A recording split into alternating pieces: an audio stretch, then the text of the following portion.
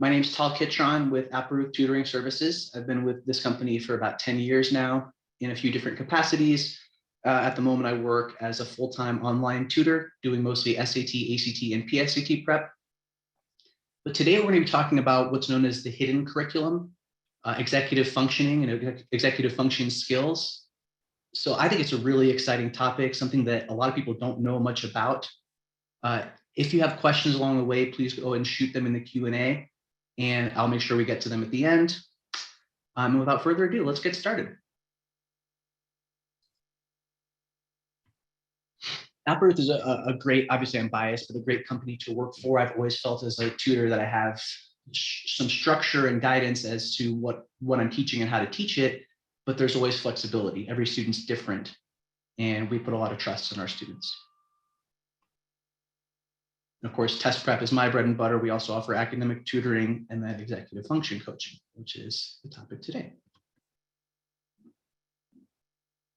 So first of all, what are executive functions? Here's a kind of high-tech definition that we can then pare down a little bit. Executive functions are cognitive processes that are necessary for control of behavior. We're going to look at examples of what they are, but it's all about managing yourself and your resources and your behavior and your emotions, setting goals and achieving them. It's all on a spectrum. So there's no one executive function that's super well developed in some and not in others. We're all different. And these functions are organizing, planning. Some people may be very good at the organizing aspect of it, but then they're impulsive. They're not thinking through solutions when they come about. The cool thing about it is, and I never really thought about it like this until I became an educator, is that these are skills that can be developed over time. They can be coached, and they will also develop naturally. There are several frameworks for EF. This is one where they've got 3 pillars, those being working memory, cognitive flexibility or adaptability, and then self-control. And you can see the things that kind of play into that. Planning, structuring, and prioritization. Goal setting, and then stages of acting on that. So that means not only setting the goal, but then initiating the task, and then persisting through it and finishing the task. Those are all separate parts of executive functioning. Self-monitoring and regulation. We're going to talk about thinking about the way you think. And then there's certain behaviors that we want to inhibit. And that's another thing that can be developed through executive function control. Again, there's no hierarchy. So by definition, someone who's diagnosed with ADHD, for example, is lacking in at least some of these executive function skills. Interestingly, I found that in working with students with learning differences over the years, that many of them actually have a really good and better understanding of their skills, their weaknesses, than their strength. Partially because, of course, if you've got a learning difference, then you've had to adapt and just understand how things work for you. But you may have a person, like here you see planning, this person's got a really high set of executive functioning skills when it comes to planning, but less so when it comes to actual time management or prioritizing certain tasks. Right? And so those are the 2 tasks that person might want to focus on if they can properly evaluate with the help of a coach or just on their own.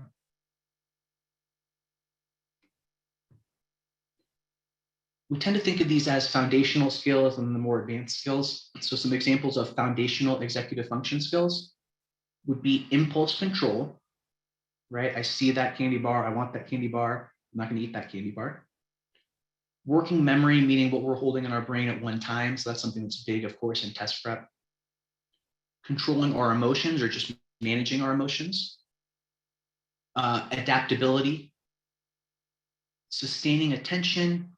And then again, we talked about task initiation, but then also not only initiation, but also the persistence and the finishing of a task. But these are some of the most foundational skills versus, as Peg Dawson has outlined, some of the more advanced skills.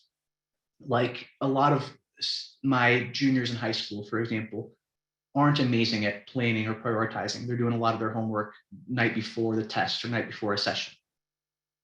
That stuff, that time management, I mean, a lot of adults aren't great at it either, but that's one of the higher level skills. Goal-directed persistence, meaning setting a goal and then spacing things out so you're not waiting to the last minute or starting and then taking long breaks. And then kind of the golden goose of executive function is metacognition. This is the thinking about how we think. And self-awareness, again, something that can be coached. And if you are really good at metacognition, you then have a good understanding of where you're lacking. This is something a lot of my students with LDs, like I said, have really good metacognition, understanding I'm good at this visual, but not so much at the audio.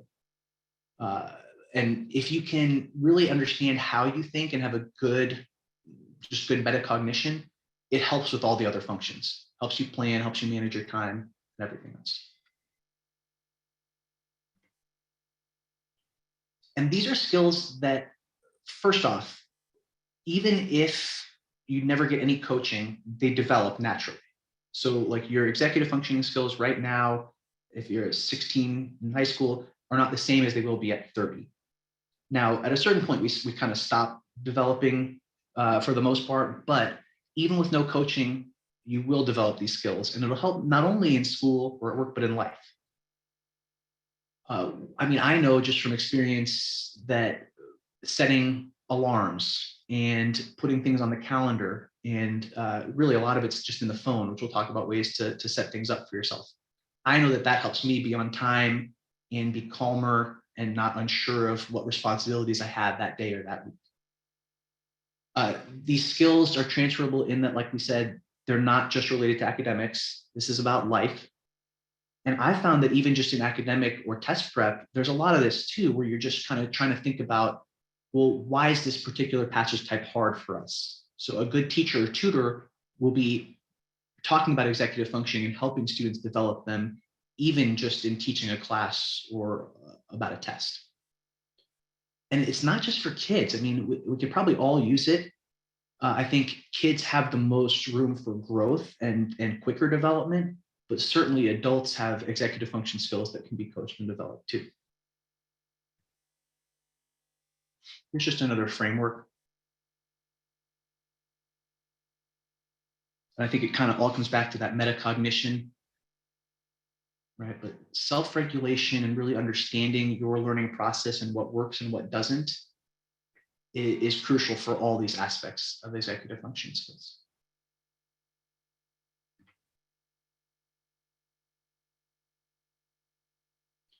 So here you can see again about metacognition. It's a process. It's thinking about, well, what generally gives me trouble? What are some good experiences I've had in the past with this I can build on? Why is this tough for me? What can I do to make it easier? I think even just like knowing that you need help and knowing to ask for help is huge. People don't ask for help in this society, but I think I especially see in a lot of my high school students, they tend to get a little bit gun shy or nervous about asking questions. But that's all part of metacognition, understanding yourself and the way you work best. You know, I've been working a lot, I'm burning out, I need a break, right? That can be a lot more helpful than just going until you're fried.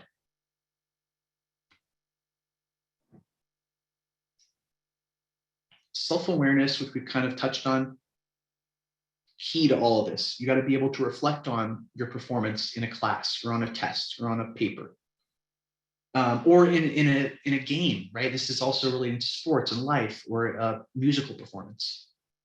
And so self-awareness and metacognition is about being able to take a step back and think, okay, here's what I did, here's what went right, here's what went wrong, and then how do those interact, right? It's really a hard thing to do for a lot of us. And that inward looking understanding of our strengths, our weaknesses, you know, what is challenging, it's a hard thing to do at any age, but I think especially when we're caught up in this like high school and then college age, I think it's especially difficult. I find that my students often really know deep down, but haven't thought much about what are my actual strengths and weaknesses. Like, oh, I'm good at math, I'm bad at English. It's usually not that, right? It's I like set rules rather than wiggle room and being subjective, right? And there's things you can do to improve. Judy Bass, an expert in the field, students who know what they're good at are much better off than those who only know everything they're bad at. That's huge, right? It's all of this is going to come back to positive reinforcement as well. But if you only know what you're bad at, that becomes a negative self-reinforcing cycle. Whereas if we can highlight the good, we're going to be better at what we're good at, we're going to enjoy it more, and we can seek those things out. So as an executive function coach, or just a teacher or a parent or a guardian or a friend or a mentor, what can we do to help? We can teach students to reflect on performances and situations. I often do that with test prep, right? It's like, well, the best thing we can do is learn from this previous test, work through questions you missed, so that next time we know what to expect. Don't care about this exact question, but one like it if we see it in a couple weeks. And that practice of self-inquiry is important. It's something that you can really build in, of just kind of always thinking, oh, so this went really well. Why did that go well, right? What didn't work here? What can I learn? How can I change it? A lot of teaching and coaching is just about asking questions and throwing it back to the student. Let's explore this, right? What can you tell me about how you felt? Leave it open-ended, and I think it's a matter of just trying to create a conversation, which often is what kind of leads to the more insightful realizations from students. As a person who is aiming to improve executive functions, you want to be curious. As a coach, you also want to be curious. So, oh, this happened and it didn't go well. This test went poorly. It's not, damn, now I'm in trouble. This is what I have to do to fix it necessarily. It's more, why exactly did that happen?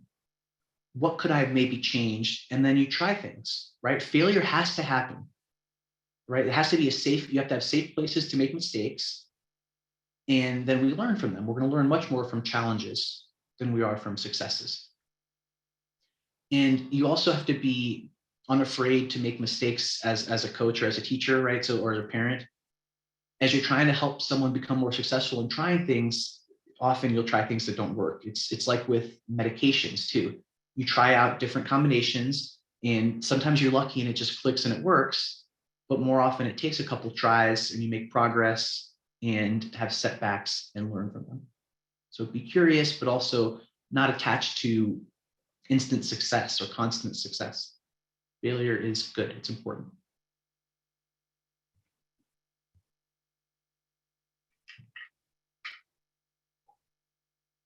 This is a really great method of teaching and learning from Kathleen Kriza. And the chunk, chew, and check method, which I'd never heard of until we kind of started doing this presentation. But as a teacher, I definitely recognize this, where if you talk for too long and you're just teaching something, at a certain point, it reaches diminishing returns and everyone's kind of zoning out. The ideal is every 10 minutes you teach something new, you need a little bit of time to chew on it. So you teach in a series of chunks, and then you maybe, like, let's say we're going to talk about planning, right? And we'll just talk about how to use your phone and your calendar, and what are the things that tend to be pitfalls for you. How do you feel when you're late? How do you feel when you're on time? I think that type of interlude and talking through it can be the chew, right? So doesn't have to be just the person thinking. It can be a conversation, but it has to be a change of pace. And then checking it, I think, is about that conversation can give you insight, but it's also just about coming back down the road. Don't just teach, check it, remind that you need to relearn this and reinforce it. So if you don't come back to it a week later and another week later, it's gonna probably fade from that student's mind, right? We all learn things and forget them. John Dewey, big name in education and academics. We do not learn from experience, we learn from reflecting on that experience. Very true. Adaptability, which is what I wrote my college essay on, was just being adaptable to certain situations. A lot of times we learn, like in certain AP classes or in calculus, this rigid approach. And sometimes people have that in their minds that not only for tests, but for life and for school, that they have to be this certain way. And so I think the curiosity can drive this flexibility and adaptability, understanding that what worked for online for math during COVID for me might not work for this new teacher in person. I also think frustration tolerance is crucial as well, just understanding that things won't always go well, and that's not a failure. And even if it is, some failure is okay, right? But that's how we learn. Try new things, take some risks, but you have to help students feel safe in making mistakes, which a lot of us don't do. And that's true of kids and adults. What I often see that creates this feedback cycle is that students with low executive functioning sometimes present as like they don't care, they're unmotivated. And so a lot of times these students get put in this box of, oh, well, they're not trying, they don't care. A lot of times they just got lost somewhere along the way. And it's like this lack of skill combined with the fear of failure, not a lack of wanting to try. And again, I've seen it with like the lowest motivated students and the ones who you really just think, man, they just don't care, or it doesn't feel like they are giving the same energy as other students. If you explore that a bit and you say, okay, let me give you some individual attention. Here's a different strategy. What's not working for you? And then praise success. I mean, we're talking about positive reinforcement. It's really easy to get discouraged, and it's really easy to bring students back from that. Just a couple successes can make a world of difference in motivation. Shame, I think, is intimately related to all of this, because if you have a fear of failure or answering a question wrong or feel less than, that often, I think, is present in students who are struggling academically, and they just may need some help. A lot of my students have negative self-talk. They make a mistake and it's like, oh, of course I made that mistake. I always do that. That can be impactful. That can be a self-fulfilling prophecy, right? So positive self-talk is important. You can teach that. Just because you're not doing well on a certain topic, like let's say history, US history is not going well.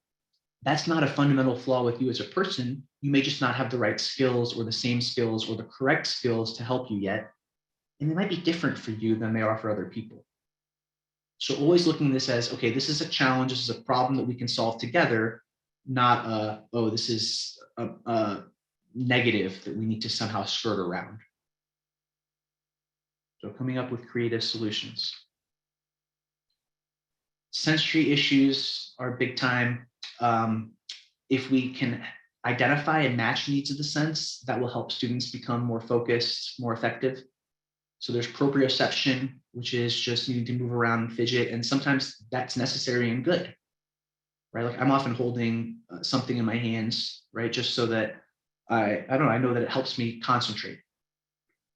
But if I had noise going on out here, or there were lights in the background, or there's music bumping from my sister's room, that wouldn't be an ideal environment for me to work or to study or to complete a task.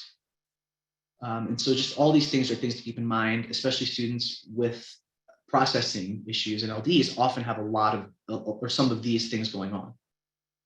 And even students without LDs have this too. So like for me, for example, hearing, like if I hear something like a fan going and it's ticking, it drives me nuts. And it's hard for me to refocus. So needing to acknowledge, what is it? Do I need to move away from it? Do I need to put on headphones? How do I get past this minor challenge, which can feel like a major challenge at times? So we've alluded to all of it, but now we're just going to get into the keys to executive function coaching and how to really help, and how, for example, Applerouth's programs can help. I know that Jed Applerouth, who's the founder and does a good amount of executive function coaching, just before I get into the 5 things, what he usually does to begin with is 30-minute sessions a couple times a week. And then I think his goal is to get to 30-minute sessions once a week. And then it's all about kind of giving students the skills and then separating yourself. So you don't want coaching to be like all day, every day. You want it to be 30-minute sessions usually, and then first meet a couple times a week to check in, reinforce, and then start to spread it out. And sometimes he's working with students from age 12 to 27, right? And maybe the 27-year-olds, it's more about just, well, this is a crisis moment that I need some help with, versus 12-year-olds, the whole, all of life is a transition. Okay. So keys to coaching. Number one is putting the relationship first. The 5 C's that Dr. Sharon Celine has come up with is self-control, compassion, collaboration, consistency, and celebration. I do believe that a lot of these are interrelated, but compassion, collaboration, celebration, for me, are all melded, right? If you care about your student and you care about working together and you celebrate the successes along the way, right, that should all kind of fit together with a good coach. I use the word we a lot. We are collaborating. This is something we're doing together. An academic challenge is just a problem to solve, just like life is full of problems we have to solve. Making lists is always helpful and then helps us prioritize. And sometimes you just need to push, you need to do that with somebody to help. Understanding and letting them understand we can't do it all at once, nor do we want to. Right? This is all about modeling for the students how to prioritize and be proactive, not reactive. And then noting that things tend to unravel. If you solve one problem in your life and your executive functioning skills, like if you become better at metacognition, you begin to realize other things too, and they begin to resolve as well. Skill building is key. We have, when I interviewed 10 years ago as a tutor, the director of tutor services was known for being able to do an entire session without saying anything. He just asked questions. And it's honestly, I mean, that's the Socratic method. That is a really good teaching method, but it's also a great way to help students develop their skills. What are your thoughts? Do you have any ideas? That shows the student I care what they think. It shows that I value their opinion, and that we're gonna, that it gives them some, I think, ownership of it. We're partners, we're teammates in this, right? And so it is not something where it can be didactic and you just teach it like that. It's always, let's do this together and kind of work out the process. And it's going to be different for every person, which is what makes it fun.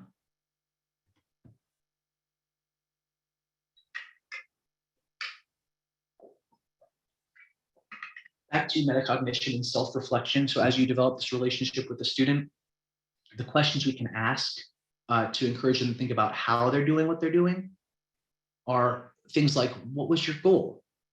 And this is something a parent could ask a student, although of course, at the age that I think many of us are, anything coming from mom or dad or parent guardian falls on maybe deaf or irritated ears. So that's where a coach can also help, as just a mentor, friend, and maybe the question of, well, what strategies did you use? Doesn't sound like dad being accusatory. It sounds like, well, this is a sincere question to figure out what is my best method, what worked and what didn't. What strategies might you change? What would you do differently? What would you do the same? Where did you start? Where did you end? Right. So this is all about, executive functioning is about developing competencies for life, for long term. Talked about celebration. So incremental celebration. Every win is a win, no matter how small. I tell people when they're making resumes too, at a young age, even if you don't think it was really impressive that you were a 4-year athlete, or that you got second place in this poetry competition, that is impressive, right? That is something you should put on a resume because it sets you apart. And with AP classes and just competitive application, college application environments, a lot of students have this learned behavior that they're supposed to just not care about that. It doesn't need to be perfect, but any amount of progress is a win. And I think when students start to see successes, and this translates to lots of walks of life, right? If we're dieting, we see a little bit of weight loss, that can feel really good. That progress can give a lot of positive reinforcement. So celebrate the small wins, make sure you draw attention to them, and show the student, like, this is what you did well, and this is why you did it. And if you do it again, you're going to keep doing well because you're getting it right. You're finally working hard. Shifting ownership to the student is our second big pillar here. First session is often crucial if you're a tutor or a teacher or a coach. To me, I think it's all about first contact, first session, because you got to get buy-in. I want the student to know that I care. I mean, that's the number one thing, right? You have to know first. I think you have to care to be a good coach, but you have to let the person know that you care about them. How do you do that? You ask about them. Like, it's starting with just showing genuine interest and being enthusiastic. Figuring out what drives this person, like what's going to make them want to succeed, because it can't just be, I don't want to be like the guru saying, here's what you do, you must do this. That doesn't work, right? You want to be a partner, a collaborator. And so if you can figure out what success looks like, what motivates them deeply, that can set you up for discussing what types of skills you want to develop and what you might want to change. A complicated question can be, whose goals are we serving? So academic goals for a student might not be aligned with parental goals. Maybe parents want straight A's and the student just wants, at least to get a B average. I do see sometimes parents, guardians projecting their own needs or desires onto the kids, not meeting the kids where they are. The problem that arises there is not only a little bit of undue pressure, but also if the student's thinking, I'm doing this for mom or dad, or to live up to some family expectation, but they're not intrinsically motivated to do it, or at least have that some sort of internal drive, it probably won't work out. Unless you do the carrot stick, but that can also be bad, especially if you punish for a B, right? Rewards for A's can be good, but can also cause issues down the road, right? Because really what you want to do is make someone feel like this is what will help me be successful down the road. So I want to change this for myself. Until you get that buy-in, it can be tough. Don't be a fixer always, right? So a big part of this is building rapport, building trust. I'm not the guru, not saying you do it this way. I'm asking questions and we're working together. Active listening, which is hearing what the person says and then saying, I'm hearing you say this, is that right? Does wonders. It's really kind of silly because it's just repeating what the person said, but it actually does feel good, right? If someone says something to you and you say, so what I hear you say is this, and you just repeat what they said, it feels nice. And if you hear complaints, I think being empathetic is huge, right? So just like, man, I remember having teachers like that. Geez, that really sounds horrible. Are you getting much sleep? Do you think next week might be better? Right? Connect about it a little bit and don't make this just okay, here's what went badly, here's what I need to fix. Right? Not going straight to fixing it. We talked about building some tolerance of frustration. There's this zone, and I talk about this on test day, where like you want to have a little bit of anxiety and discomfort, but you don't want to let it control you.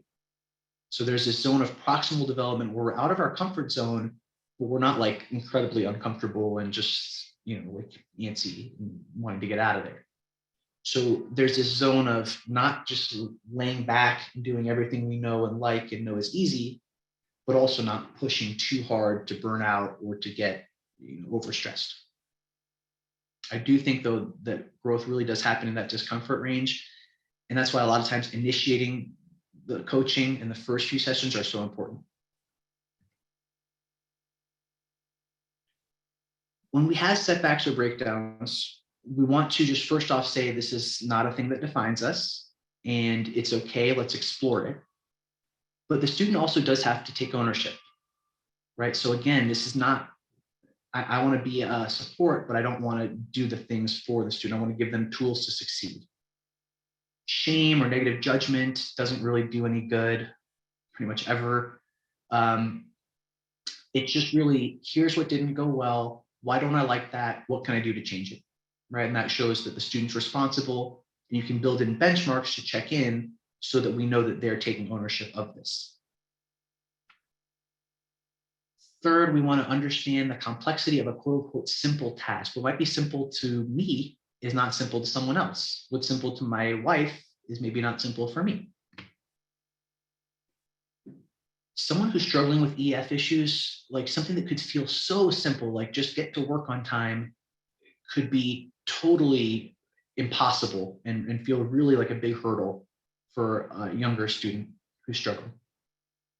And so understanding that even if it feels like, man, this is obvious, you break it down into parts. We ask questions. So if you're late to school, what is it? I mean, so how are you waking up? What time are you going to sleep? What are you doing before you sleep? How many alarms do you set? What time do you leave? If you left at this time, do you think you would get there on time? So I haven't actually said anything, but you're kind of answering questions, leading questions for the student. That means, oh, I see what's happening is I just take like a little bit too long eating breakfast because I'm on my phone. And so maybe instead of doing that, I won't check my phone until I'm on the bus, right? I won't check my phone at all. Good luck with that. Here would be an example of how you could break down steps. So let's say we're late on assignments and it's just, or some assignments aren't going so well. If I just say, write down the homework in the assignment book, that's not specific enough. I need to know, where do you keep that assignment book? Is that working for you? Or do you think we need a different strategy? Should we put it in the phone? How do you know where the subject and the page is? Are you consistent with the way you write stuff in your book? So making it easier down the road and making each step discrete and manageable, I think is a big part of this, and helping students just break things down into parts. It may seem simple, but it might actually require a lot of thought.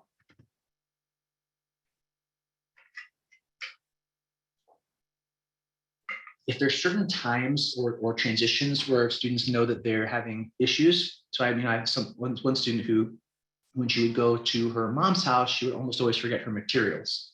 And so we'd have to work with different materials.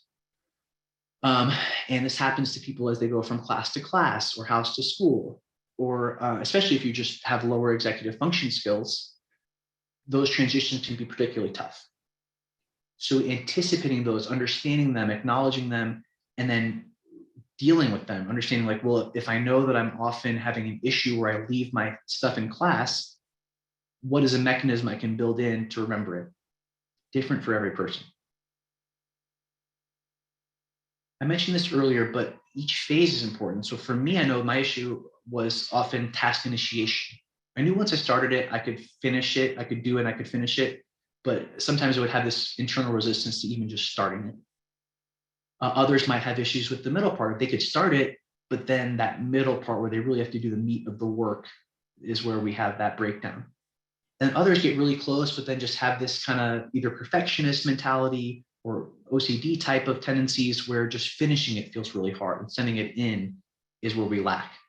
So we have to think about all those phases and figure out, where is the breakdown happening. When we talk about planning, again, my bread and butter is test prep. So I always think from like SAT. We plan for the March and May SATs, and we plan backwards from those tests. That way I know we're going to have sessions leading right up into it. We have a mock tests, built in every couple of weeks. And that way people know what to expect, right? Not only on the test, but also from our schedule. But if you're finding yourself, you got an assignment due on Friday and you know the teacher's office hours are Tuesday, Wednesday, don't wait until Thursday, because if you run into trouble, you're not going to be able to go to office hours, right? Those are little things that if you can initiate the task on Tuesday, maybe you'll acknowledge, oh, here are the couple things I have questions on, and take care of them on Wednesday in office hours.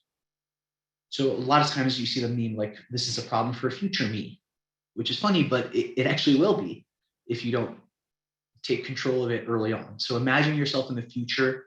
How am I going to feel about this in a week if I don't do it now? Is very much key to executive functions. Fourth, we've got creating smart systems. And I think this day and age, that's tough and important. And this is at all levels. So of one's thoughts, of your physical space, and then of your digital space, phone, computer. I think usually you want to start at the macro level. And that can be just as simple as like, what are the things that I'm using? Is it just phone and assignment book? Or is it just my calendar in my phone? Or do I have like a big poster board?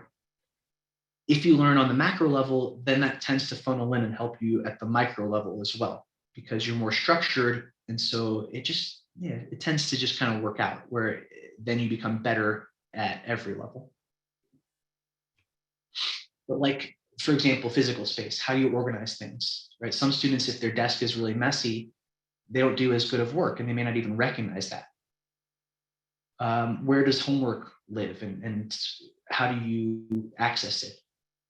And that's what I would need to figure out in a first session with the student is like, where do you have all your books and your folders? Like, where does everything look? So I'm trying to get like a mental image or an actual image of what's going on in that room. What do you do? Where do you do it? When you do it? How? And I mean, of course, the why is what we're kind of working at together. But those 4 questions can make you understand the background of it. A lot of this is about building habits. What habits are helping? What habits are not helping? And sometimes there's some resistance to either breaking habits or developing new ones.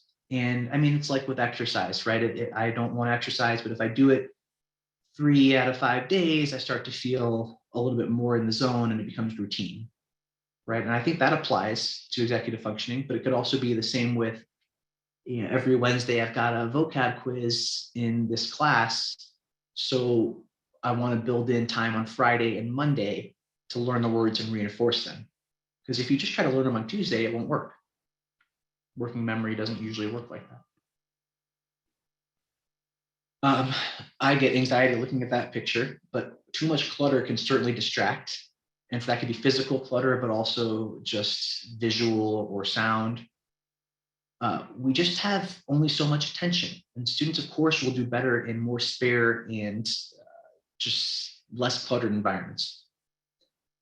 Some students share their screen and they've got 50,786 new messages. And like, that is okay. But I will say there's a lot of benefit to having only a couple tabs open and just decluttering everything. This was a big thing with Marie Kondo a few years ago, so you probably remember. Anything that doesn't spark joy, you should get rid of. But this is a thing. I mean, clean slating where you minimize and then you just say, here's what's really important and rebuild. It's a lot. So like you clear it out, you reduce and pare down what you don't need, right? So maybe you're looking in your backpack and you've got some old papers or just a pen that doesn't work, or keys, you don't even know what they go to. So take all that stuff out and then start again, right? Unsubscribe to messages in your inbox you don't want. Archive the ones that you want to save for later. So declutter early and often can just help things move along more smoothly.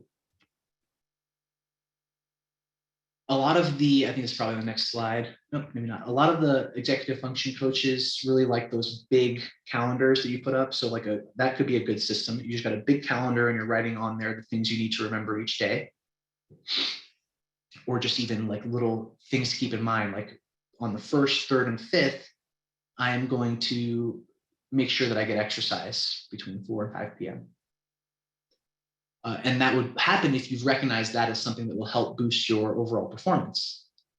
So we got to think about how to best organize it. That's cooperative effort. And of course, labels and simplicity.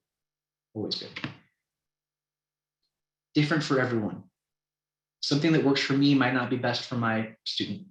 They might be wired differently. They might need something just for themselves. And honestly, what worked for me 15 years ago certainly would be different than today because there's better technology. I mean, most younger students really do best with apps and calendars and planners on the phone. So I think there's a huge aspect of that. But some students don't prefer that. So you got to listen and then just customize it together. You build a system together that is clear and neat and individualized. All right, got about 20 minutes left. So I'm going to go for another probably 10 minutes here and then leave time for questions. So as they occur to you, please feel free to put them in. There's no such thing as a perfect system. There are certainly bad systems, but a good system is just one that we use, we feel comfortable with, and we use it and use it again. Back to becoming automatic with your habits, there's just less resistance. And if you create that kind of automaticity and just routine, then students aren't working as hard on this. They can think about other stuff, and it often will actually decrease anxiety because they've got these systems that are already doing the heavy lifting. This is that big calendar I mentioned. You get those huge 11 by 17 desk calendars. And yeah, a lot of coaches just say, get one of these and write it out, right? Which I think Google Calendar works for some, but some people really need this visual hard copy. Some ideas for organizing your digital environment. So bookmarks, toolbars, making sure that like you've got the important links. So if there's a class website or a learning portal you need to go to, that should be a bookmark that you don't have to recreate every time. And just put things in folders, keep it organized. That's different for different people. Google Calendar I found to be golden. I mean, I do everything on Google Calendar, and I've got like the Applerouth one and my regular Gmail one in different colors. You see here some things like building in breaks. I think scheduling in downtime and playtime is so important, not just, I mean, for us too as adults, but also for students, right? Like you don't want to say, okay, 3:30 to 4:30 math worksheets, 4:30 to 5:30 English project, 5:30, like you need to have some breaks built in just because it'll keep you sane. So here's an example of like I think probably one of Jed's students' college final exam schedule. So you can see here, you've got exams 8 on Monday, 8 at 11, and you can see in there, there's not much time for a break, right? But at least on Tuesday, this person built in time to sleep after the math test before Spanish, right? And after the English test before more Spanish. So I do think that's important. And initiating the task, right? So again, we talked about like just dumping the backpack out. And hopefully you don't have all these things, interesting things in this backpack. But if you've got 2 hand sanitizers, right, get rid of one of them for right now. If you have pens that don't work or drill bits for some reason that you aren't using, eliminate those, simplify it, and just get organized. And less is more generally. When you create a more disciplined environment, it's easier. You have to rely less on self-motivation and willpower because it just kind of is in place. You're almost willed to do it automatically. Make it easy for yourself to make the good choices. And here, I mean, not everyone's study area needs to be the same, but if you understand that if I'm working outside and there's distractions, it's no good for me. Or if I'm chewing gum, that helps me. Or this music's good, but this one isn't. If I need my phone on the other side of the room, maybe we need to do that, right? So there are all these things that can help. If good lighting, I think, is important, and sitting on a pretty clean desk that's like your work area, not your work and your gaming area. So I do think separating play and work in a sense is probably important just to be most efficient. Another thing that kind of gives me anxiety is that desktop, right? So it's like, what do you have open? You need your digital environment to also be neat and nice. Turn off notifications for apps you don't need them for because they're just distracting. I turned off Gmail notifications on my phone years ago, which was really great because anytime I get an email for work, I'd want to just dive in. And now, you know, if I'm not on the clock and it's not going to be an emergency situation, I don't need to check that email, right? And distract myself from whatever's happening in my personal life. We talked about inhibition as one of the executive function skills. So you got to know what are the things that tend to draw me in. Is it college basketball season is starting? Is it video games? Is it trying to discover new music? Is it just texting with friends, right? That's a lot of it. So anytime we've got this pathway where we always go there, so like my thing is I look at my phone, I check the sports scores. That's a pathway that is almost automatic for me. To block that, I could use, there's all these apps. So I could block it. I could use screen time limitation. On iPhones, there's this thing called personal focus where it's actually a setting that only certain calls can get through. Changing some things. So maybe if you're finding that if you go to play a game for 20 minutes, it sucks you in for an hour, you might need to change that, and that's not an appropriate short-term distraction. Instead, it's doodling or writing a little something, or it's doing something different, getting a snack. The lesson here and the overall goal is to make what is easy hard and what is hard easy. So like another thing I did was, this is kind of an old school approach, but I disabled JavaScript on my phone when I was getting too addicted to social media, because then it's very limiting. You can't really log in. You barely see anything. Now, I'm sure there are better ways to do that, but I wanted to be able to use the internet, but not log into Twitter or Facebook or Instagram or whatever.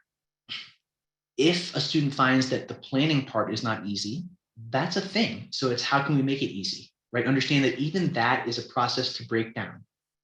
Oh, you don't like the planning and it's hard. Well, why? What part of it don't you like? Is it you're visualizing what's going to happen and dreading it? Or is it just that you feel like you're not going to plan it correctly? You're not confident in yourself? What would you do if you were going to try to plan this now? And that's when, no matter what they say, you point out the positives. Timing. So building an internal clock is actually a big skill for test taking and generally, and it can be learned. So helping students to build in breaks. If a student has extra time on an SAT, that's a blessing and a curse, because then all of a sudden I have ADHD, but I'm there for 5.5 hours.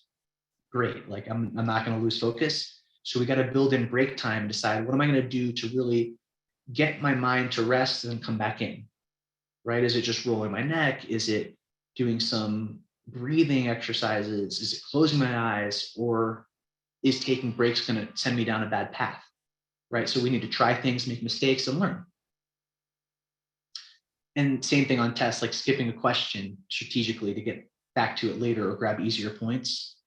Or just if there's certain assignment or a task you're trying to accomplish that's taking forever and not going well, stop it, come back to it later. Like in law school, in my previous life, I would not pull all-nighters. If I felt really exhausted at 11 p.m., 12 a.m., I'd go to sleep and I'd set an alarm for a few hours later, knowing that I could wake up with a little bit more rest and actually be able to do it. Because if I'm studying on no sleep at midnight, it's not going to help that much. Work versus play division. We need to define healthy boundaries. So, this is really for everything. When you're eating, you should just eat your breakfast. You don't need to always be on the phone during that. And I'm guilty of that, like all of us are. When we're working, we're not also texting or listening to music or watching a show. We're just working. And that will increase the quality of your work time, make you more efficient, make it more rewarding, but also will increase the quality of the time when you're not working, where you can equally define it, put in your calendar, this is the time where I'm going to play a video game for an hour and zone out. This is time where I'm going to a movie with friends, that's happening, right? So you put it in and you separate them out, makes a healthy boundary. And we've got self-regulation, self-care, self-monitoring, all of which we have definitely touched on, but crucial to executive functioning and coaching. I certainly find that exercise is big for me. If I can get outside, it helps me a lot. Meditation, breaks between work so that you're not just grinding all day. But yeah, the exercise also, even if you're taking a walk, it often lets your mind wander. And so even if you want to be working, you kind of can't when you're running or you're walking or playing basketball. I always stress self-care. I mean, the couple nights before the test are the most important, right? Get good night's sleep, which a lot of juniors in high school just don't even know what that is anymore. It's sad, but it's tough. I mean, trying to set yourself up for success by setting aside time for exercise, getting that block of 6-8 hours of sleep. I can definitely say without a shadow of a doubt that memory is improved by sleeping, and just general reaction time and focus. The more you sleep, the better, to a certain point.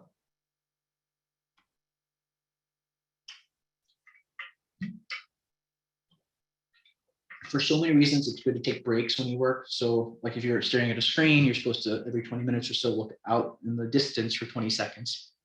But no matter what you're doing, every 30 minutes or so, switch it up a little bit. Just refill your water bottle, walk a little bit, maybe take a step outside with the dog out. This is all from my perspective, working from home, of course.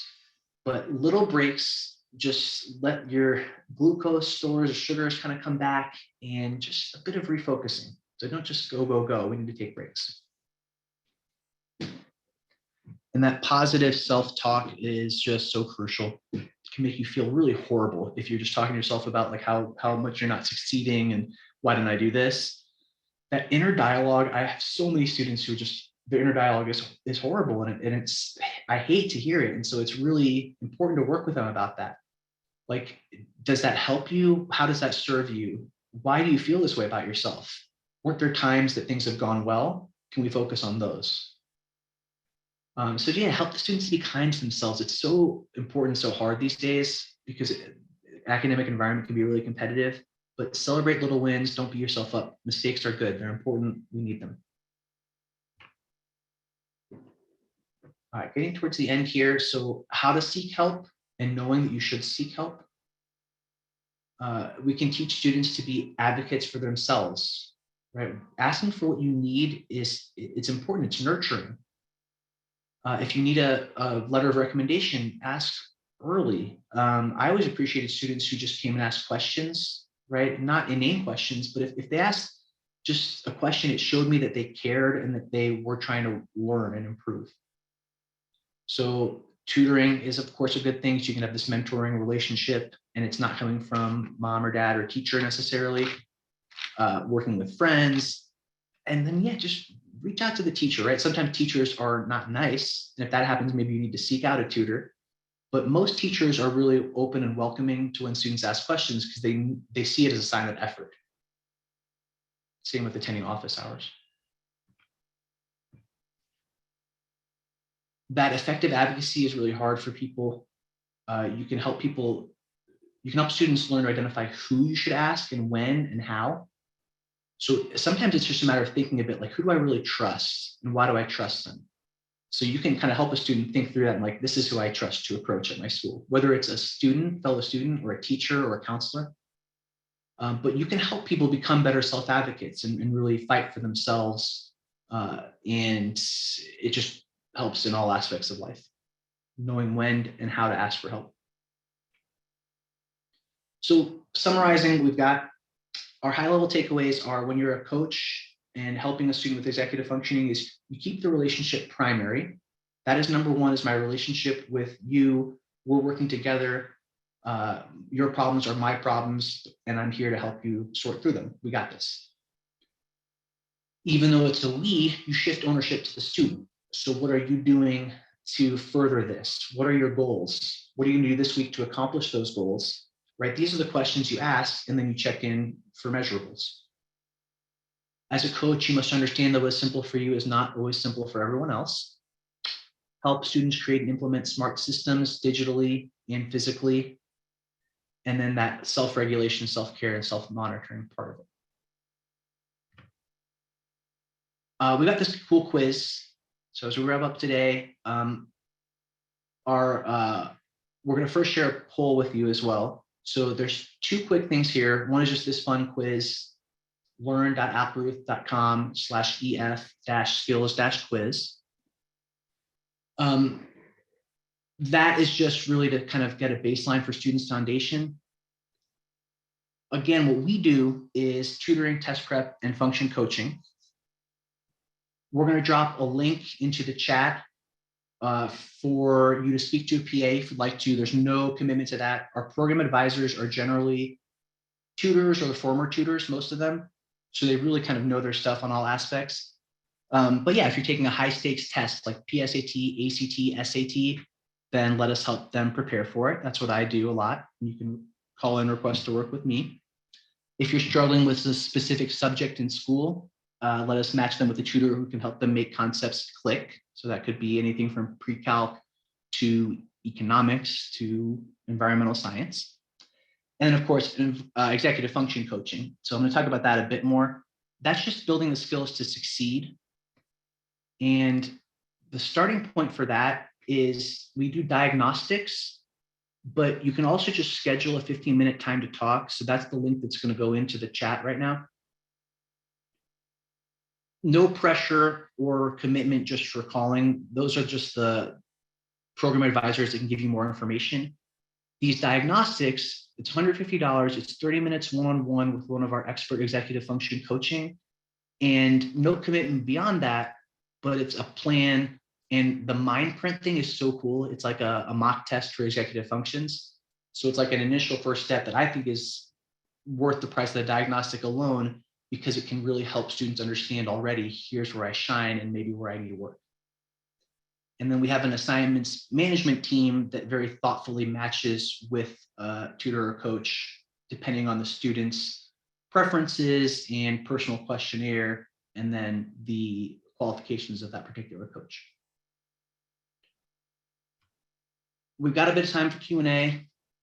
If you are satisfied, feel free to go. Thank you for joining, but we've got about, like 3-4 minutes here. If any questions at all come up, I'm happy to answer them. Let's see what comes.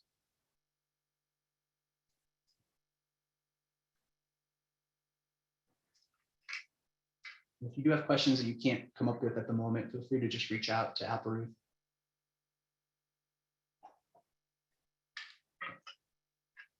All right, nothing so far. Well, I really appreciate you guys joining.